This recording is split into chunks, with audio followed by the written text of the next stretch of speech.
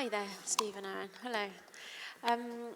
So Steve, 2 changes from last week. I think most notably Owen moving to 10. Please may you tell us a little bit about that decision?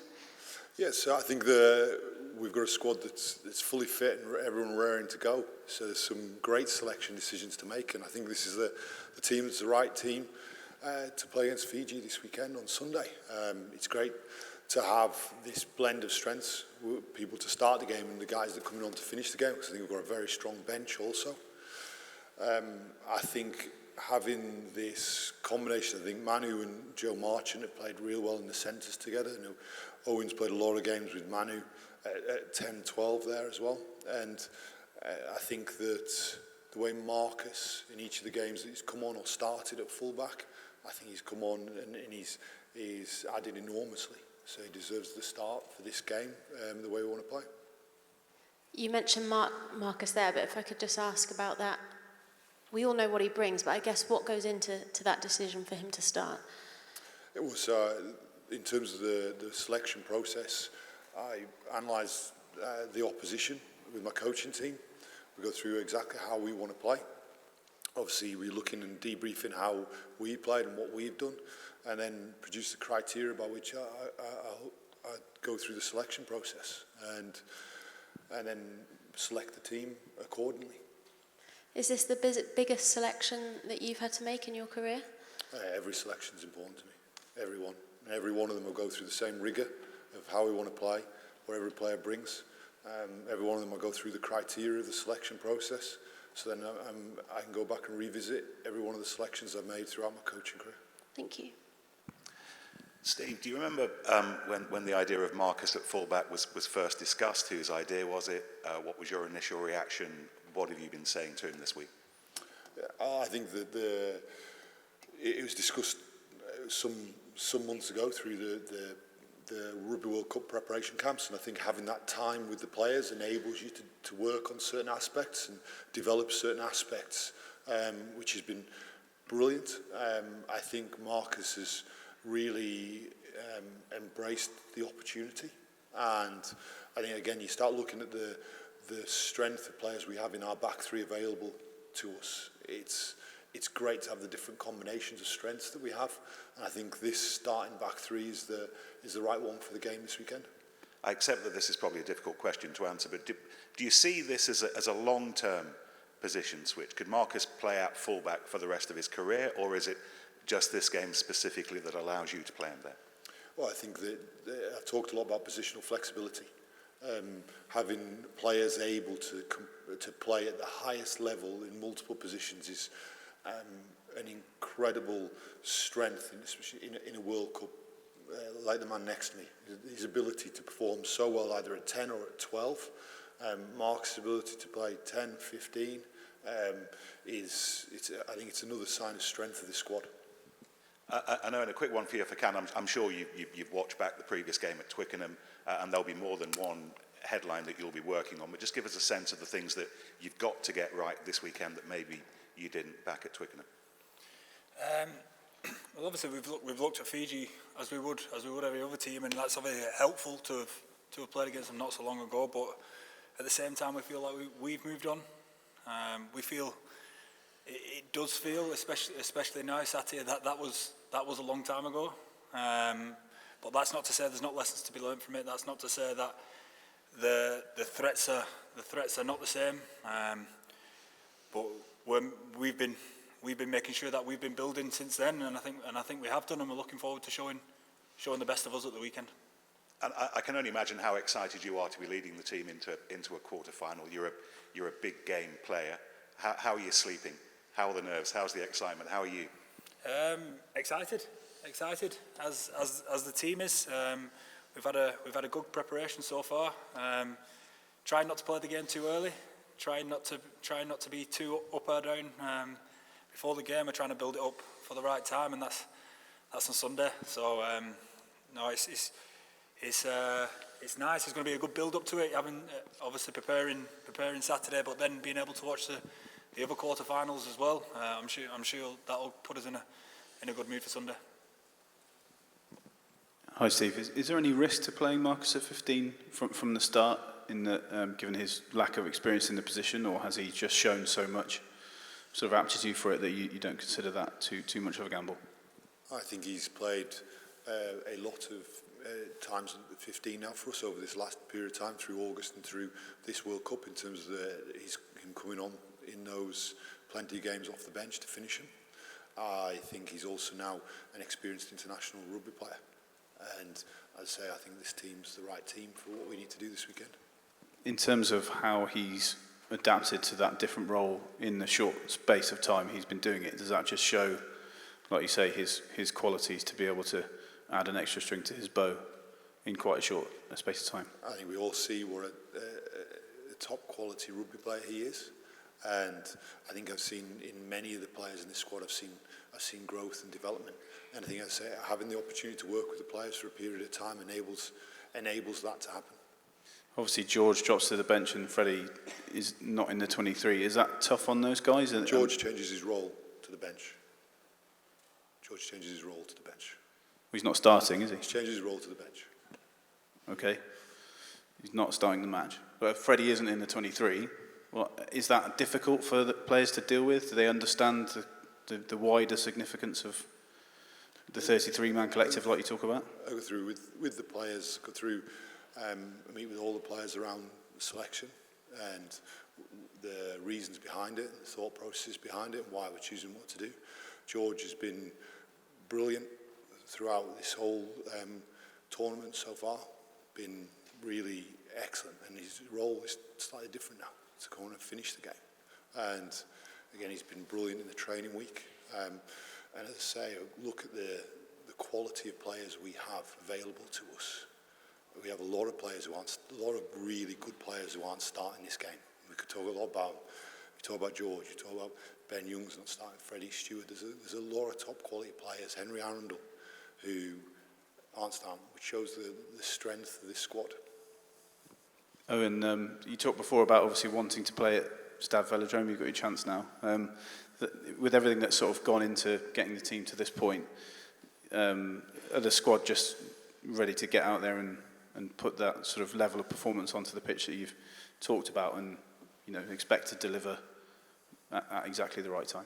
Well, we've been preparing the best we can. We're excited. These opportunities don't come around too often to play in a quarter-final of a World Cup.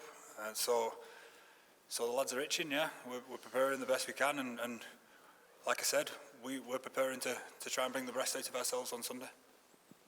Steve, a lot of the players will be playing the biggest games of their careers on Sunday. What will be your message to the team before they step out onto the pitch? Yeah. So it is, and I told you this right from the start, these players want to be involved in big games. And we're quite clear, this is knockout rugby. And I think that these players, I think they'll embrace this challenge, and I think they'll really rise to the occasion. That's my expectation. And I think that's what they've done throughout this tournament, and I expect them to rise again for Sunday against Fiji. There's a lot of players here who've experienced knockout rugby before. And there's a lot of players who've lifted a lot of trophies at different times in their careers. So my expectation is they'll be rising to the occasion. And what did you learn from that Fiji game in August that shaped your selection and tactics for this match? There was plenty of things, and we discussed that at length post the game. And I think we were very clear that was part of our build-up towards the tournament, and we learned a lot of lessons within it. And I think now the team's moved a bit since that point in time. And as ever, we use each game as a learning experience for us to feed into the next game. And that's what we've continued to do in the games following that one. From what you've seen so far, how much have Fiji moved on since then?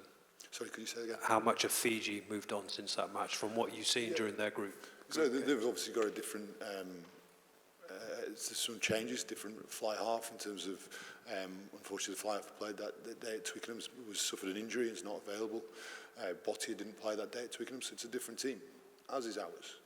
And I think this is a few weeks on, and I know there's been a lot of discussion from their side about that game. For us, we're looking forward to this game. Steve, you were part of the squad that came to Marseille in 07 for a quarter-final, and it seemed to sort of like the blue touch paper of the entire campaign. You know, it was a massive victory, and the mood and the confidence grew. Are you looking for the same push and propulsion from the performance or you believe your players can give on Sunday? Yeah, I think the players have, since we arrived in France, I think the players said the big games they really rise to. The big players who perform on the big occasions, and that's what I think they've done. Now, through each of those games, I think we've learned some different elements. And from Saturday's game against Samoa, I think we had some other aspects to learn from that, to look forward into this game. And all we're thinking about is this quarter-final and what a game to be involved in. A fantastic stadium, a great place to play rugby. I think it's, when we were last here, our supporters were incredible. And I know there's going to be plenty of them there, tens of thousands from what I've been told, are coming to this game on Sunday. And we're looking forward to playing as well as we can in front of them. And Owen, as captain in a knockout game, where you've experienced knockout matches before, did you have an extra role for maybe some of the younger players or the less experienced players to make sure that they're going in with the right frame of mind and with not too nervous, not overcome by the occasion, which can happen in big matches? I guess so. I think the feel of the group over the courses this week is that it's turned up excited to get after the preparation. The team's been at it so far this week, and as I said, we want to build up to Sunday. We want to make sure we serve the best of us by preparing the best we can for the game on Sunday, and we want to be able to bring that out of ourselves come kick-off. Was a disappointment maybe in terms of some of the aspects of the performance last week, but does that just actually sharpen the desire amongst the players to make it clear what you've got in your locker as a team and a unit? I've no doubt that. I mean, we're well into this week now, so looking back at last week seems a bit odd at this moment in time with the quarter final in front of us. But yeah, obviously we reviewed it. Obviously we looked at what we can do better, and we put that into what we've been doing this week. And as I said, there's a fantastic opportunity in front of us this week. Hi, Steve. Obviously the breakdown's very important in every single game, but I guess particularly that was an area Fiji seemed to come out on top at Twickenham. Is there anything you particularly emphasise to the players around it, and is there anything you want to see from the officials in that area? From our point of view, we want to make sure that we bring our attacking game in the shape and framework that we want to bring onto the pitch on Sunday, so that all our ball carriers have support inside and outside. We know that's a highly competitive area, as other aspects are within this game. It's an area of strength for them. They've won plenty of penalties and turnovers in that area throughout this tournament, so we're aware of it. What we've got to do, essentially, is not be necessarily talking so much about what the opposition are doing, but what we do. And I think that comes back to the shape and framework with which we attack. And 4 years ago, England reached the World Cup final with the youngest team, I think, to ever got there in a professional era, and nearly everyone has come around this campaign. But we spoke to Johnny May last week. He said that it's his last, and I think you can reasonably assume from some of the ages within the squad that will be the case for others as well. Is that been a theme at all, that this is potentially the last dance for this particular side? I think what you've got to do is ensure you take the opportunities that's presented to you. Say, rise to the occasion of this game. You never know what's around the corner. You know, as a rugby player, I thought I had an opportunity in 03 and didn't get picked, and then I went in 07. I thought I'd be there in 2011, and I wasn't. So you end up playing one tournament. For us, I want the players to embrace this challenge. I want the players to have the time of their lives representing England. I want them to have a fantastic memory of this World Cup, and I want the team to continue to just get better and better and better. Let's see how good we can be. And we know this is an incredible challenge on Sunday. It's one I think the team will be ready for. I think it's one that these players who've played so many times on the big occasion are really going to rise to it. So I know I can't wait. I'm sure you can. And the supporters I meet in the street, they can't wait either. Hi, Steve. After the Samoa game, you brought up some concerns you thought you had about the breakdown and the way that Fiji are winning penalties. Have you now met with the refereeing team and got the answers you wanted? So post-game, I talked about some of the aspects in the game last weekend I'd seek clarity upon, and I did, and I received clarity of it. In terms of Fiji, we talked about Fiji being an incredibly strong side. I think if you look, and I know some statements have been made around Tier 1, Tier 2, the situation I have is that in the 3 games Fiji played against England, Australia, Wales in the last few weeks have won over 40 penalties and conceded mid-20s. So from that you see a team that has a lot of penalties given to them. I expect we've just got to control what we can control in the game, and we will do that. Have you managed to chat with Matthew Reynal yet about that, or is that coming later today or tomorrow? As part of World Cup regulations, you don't speak to the referee in advance of the game. Okay. Owen, can I ask about your role as captain then, managing the referee, I suppose? It's something you've grown with in the role. Can you just talk about the importance of that in these big games, of getting that right and getting the balance between when to ask him the right questions and not, and leave him alone, I suppose? I think Steve's just touching it there. We've got to control what we can. If there's any sort of confusion, obviously you want to ask for clarity and want to ask what you can do better. But in terms of what we can control, that's all that really matters to us. And we talked about our parts of our game there that are gonna make big differences towards that. And we hope that we don't have to speak to the referee too much. When you look at the back row that you've got in front of you, do you look at a set of 3 who can really make some damage there at the breakdown? Like Tom Curry's always been brilliant in turnovers. Bernal, similar. You've played with him a lot. Sarries, Courtney. Do you look at that and say that's a great trio we can put up against Fiji? Yeah, definitely. I think our back row is very dangerous. Obviously, with the decision making around the breakdowns defensively and being able to turn over ball, but not just that, the other side of the ball as well. I think they do a brilliant job for us in making sure that we have quick ball at the right time. So, to answer your question, I think we do have some big threats. Just the last one for me for Steve. You're England head coach now at a World Cup quarter-final. Can you just talk about what that means to you as a proud Englishman, and maybe to you and your family, that you're leading your country in a knockout game at a World Cup? I think being involved with this team is an enormous privilege.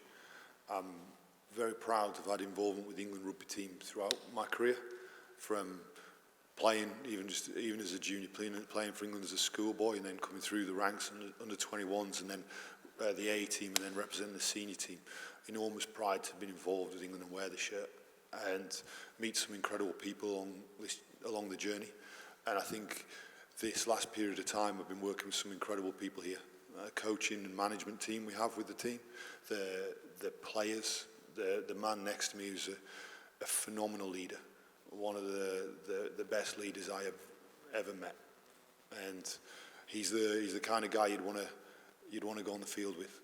And so to have the opportunity and the privilege to work with these guys, it's incredible. And I see the effect the team has on my 2 young boys who I know are back home, and my wife sends me the videos of them jumping up and down in front of the TV when they see this team win, see this team play well. And I'm sure that's mirrored across households, all the way across England. We're very fortunate to have incredible supporters who spend an awful lot of money coming out here to support us, and many in the pubs and back home in the living rooms. And our aim is this weekend to ensure they've got plenty to cheer about. These players, it's a great challenge in front of them, and I'm expecting them to rise to it. Johnny May spoke the other week about how playing for England is such a privilege, but it can be actually quite a burden and a weight, because you know that significance of the country behind you and stuff. Do you get nervous before games? Do you feel that in the moments before game where you don't have control over what the match is going to look like, and you just have to leave it to the players? Does that fill you with dread a bit or not? I think throughout my playing career I took confidence from preparation, and I take that into the coaching. I think aspects like selection, we've talked a lot about, the processes you put in place, to ensure that the preparation is as good as it possibly can be. And my job as head coach here is I want to create an environment where these players go onto that pitch confident in the preparation they've had. And I want to make sure that everybody around this England team enjoys this experience. I want them to, I've said this a few times, I want these guys, everybody, coaches, management, players, to have the time of their lives being involved in this. It's an incredible privilege, responsibility, honour. It's also something that's an awful lot of fun as well. Owen, hi. While obviously this tournament's massive here, it's all embracing, back home it's probably fair to say amongst the wider sporting public it hasn't quite taken off yet. What do you as a team have to do this weekend to really get it going back home? We mentioned this before about the fans of watching England at big tournaments, and that's not just this World Cup. That's any sporting tournament. And I can only think of me being a fan watching the football, but there always seems to be a massive support of England, whether that be back home or here, and that, we've certainly felt that here so far. But there's always been a build-up during the tournament, and the team wins one more game, and the crowd grows a bit. And we felt that last time in Japan. Every time we seem to play in another game, there seem to be a lot more fans turn up, and I've always thought that the English public, the English people, get behind their teams at major tournaments, and I'm sure that'll be the same. Steve, excuse me, Steve, just back on the selection subject for a second. Can you just talk through how you came to decide on having the midfield that you have? I mean, I presume you took into account the size of the opposition. You said it's the right midfield. Could you just explain how you balanced it in your mind? Yeah. So again, the selection process comes that I'll write down all the criteria by which I think the team needs to play, and therefore that dictates around what selection attributes, what strengths we need to have in the team.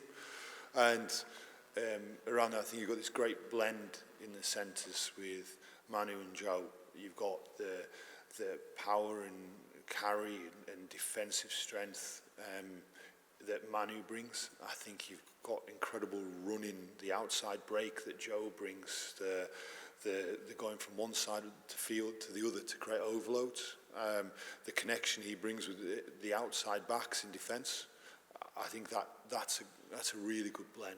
And I think as you look at this at 10, 12, 13, I think it's got plenty of strengths within it, and I think it's right. We know they pose a lot of challenges. I know they've been talking a lot about what they bring, and I think this is the right combination of players.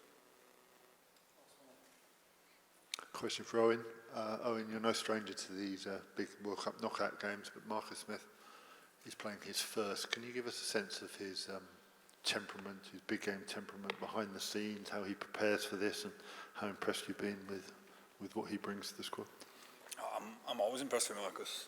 I'm always impressed with how much he wants to get after it, how much he wants the ball, how much he wants to make a difference.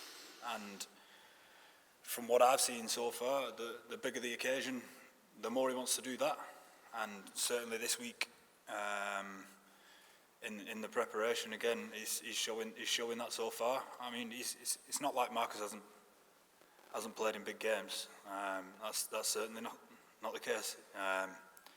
He's won premiership, so for him to be here, and what he's shown at fullback against Chile, and what he's shown making an impact when he's come on, he wants to have a big impact on the game, and so far he has been doing, and I see that being no different this weekend. Thanks, everyone. Thank you. Thank you.